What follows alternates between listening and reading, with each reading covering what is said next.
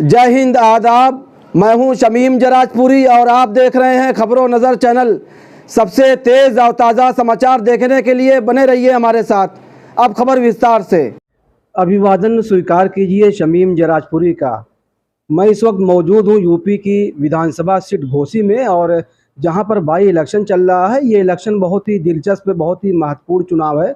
ये इलेक्शन होने वाला है जिस पर यूपी ही नहीं बल्कि पूरे देश की निगाहें लगी हुई हैं।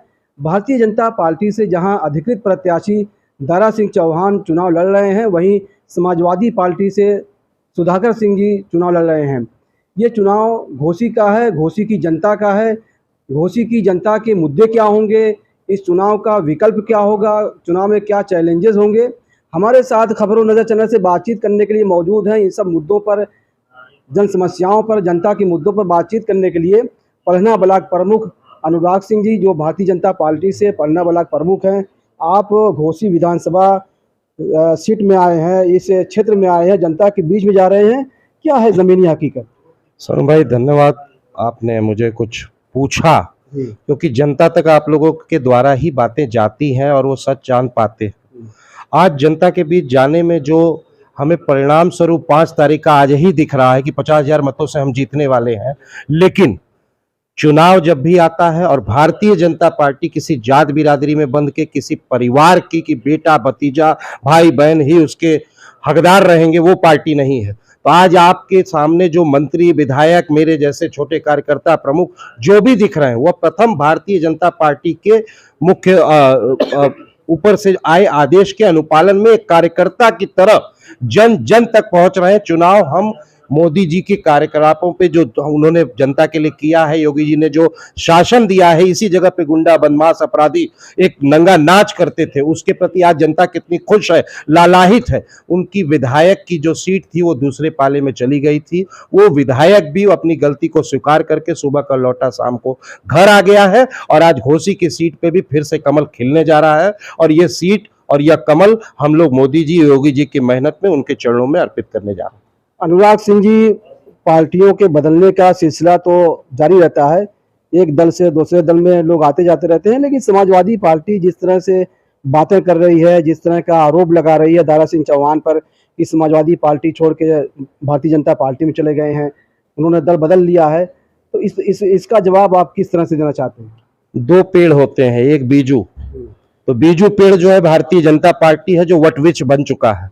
और ये जो लोग काट के लगा के नहीं कलम करते हैं, ये कलम वाली पार्टी वाले हैं। तो इनको तो दिखेगा ही कि हमारा साम्राज्य कितना बड़ा हो गया है, जनता में विश्वास कितना है। माननीय मोदी जी ने, जब अटल बिहारी वाजपेयी जी ने 2 सीटों के बाद ये कहा था कि एक दिन हमारा परचम लहराएगा, क्योंकि हम जनता की सेवा कर रहे हैं और जनता ही हमें आज विश्वास और आशीर्वाद जो दे रही है, उनके उन कथनों को चरितार्थ करता है। और जनता मोदी जी के संग है, योगी जी के संग है, कमल के साथ है। जात बिरादरी के बैरिकेटिंग को तोड़ के वो आ रही है, और जिसका परिणाम है कि हमारा इतना ज्यादा वोटिंग परसेंटेज कैसे बढ़ा। ये जनता ही के वोट है ना। लोग अपनी बिरादरी में बांटने की जो दुकानदारी चलाते थे, वो अब हो नहीं रहा है। जनता विकास को ही मुद्दा मान रही है। देश विदेशों में चर्चा जो हो रही है, जात बिरादरी का कोई फैक्टर नहीं चलेगा, जात बिरादरी का बंधन टूटेगा। जात बिरादरी का बंधन पिछले चुनाव से लगातार जब हम रिपीट हो रहे हैं, और मोदी जी ने कोई भी योजना ऐसी नहीं दी जो किसी व्यक्ति विशेष या जाति बिरादरी में बंध के रहे। अगर किसी भी संप्रदाय का आदमी है, उसके घर भी रास्ता जा रहा है, उसके घर भी रोडें बन रही हैं, उसके घर भी आवास मिल रहा है, राशन मिल रहा है। इसमें एक भी कंप्लेन आप उठा के बता दीजिए, कहीं भी, पूरे क्षेत्र नहीं, पूरे भारतवर्ष में, कि जाति बिरादरी देख के मुझे राशन मिल रहा हो, आवास मिल रहा हो, तो मैं अपनी पार्टी तुरंत छोड़ दूंगा आपके कहने पे। राष्ट्रवाद का भी मुद्दा रहेगा?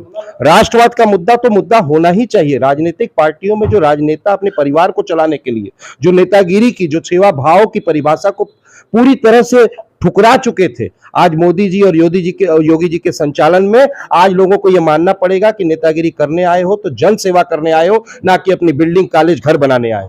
इस चुनाव में आप विकल्प के तौर पर जो है किसको मानते हैं?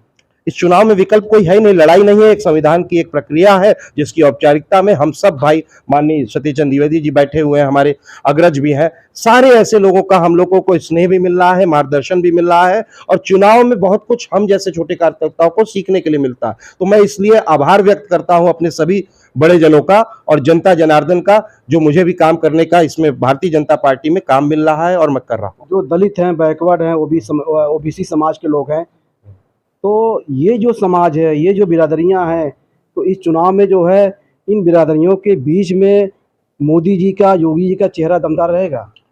मोदी जी, योगी जी का चेहरा और एक एक कार्यकर्ता का चेहरा, चाहे वो मंत्री हो विजय लक्ष्मी गौतम जी हो, अनिल राजभर जी हो, चाहे दयाशंकर सिंह जी हो, विभिन्न नेता हमारे पूर्व मंत्री हो, आनंद शुक्ल जी हो, उपेंद्र तिवारी जी हो, जब हम आपको ये चीजें बता रहे हैं तो जाति समीकरण कैसा टूटता हुआ दिख रहा है आप इनके आगे की टाइटल से समझ सकते हैं। हमारे राष्ट्रीय अध्यक्ष जेपी नड्डा होते हैं, कभी नरेंद्र मोदी जी प्रधानमंत्री होते हैं, ना कि ये फला यादव ही ये बनेगा, इसी परिवार का बनेगा, यही गांधी बनेगा, जब इसमें है ही नहीं ऐसा, तो सर्व समाज ही आ रहा है और सर्व समाज को शीर्ष पे जगह दी जा रही है, तो समाज समझ रहा है कि मेरा जाति समीकरण नहीं होगा इस चुनाव में। जाति समीकरण को तो तोड़ चुके हैं हम लोग, इसीलिए तो पुरानी पार्टियां खत्म हो गई, जो इस पे अपने मुद्दे सेकती थी वो तो खत्म हो गए, वो तो रो रहे, उनकी दुकानदारी बंद हो गई है। अब जन कल्याण के लिए जो काम करेगा वही जनता के बीच रहेगा, जनता का विश्वास वोट के रूप में पाएगा।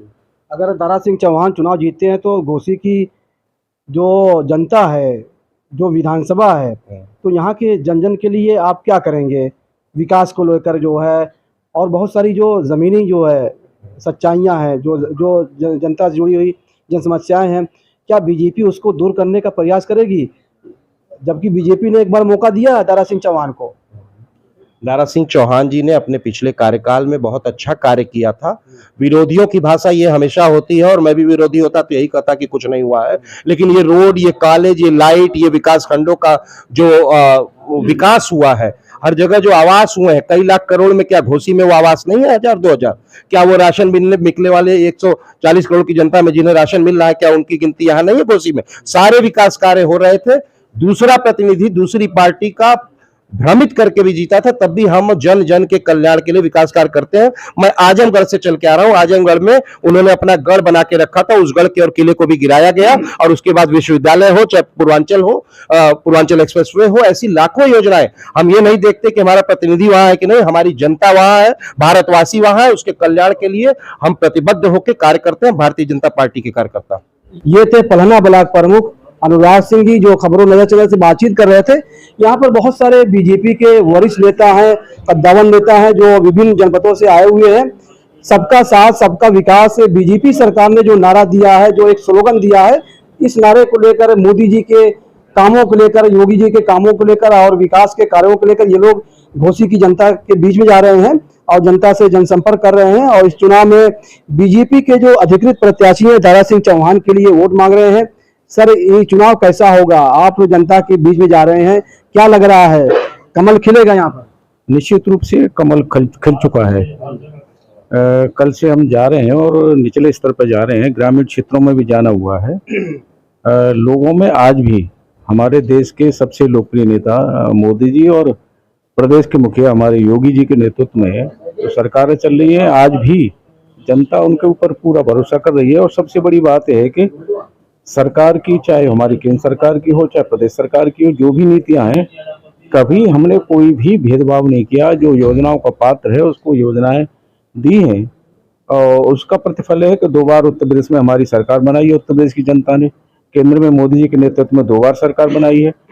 यहाँ भी कमल खिलने जा रहा है। तो जो दलित, बैकवर्ड और पिछड़े हैं, जो अनुसूचित जात जनजात के लोग हैं, ओबीसी समाज है, इस चुनाव में किसको देखेगा, किस चेहरे को देखकर जो वोट करेगा?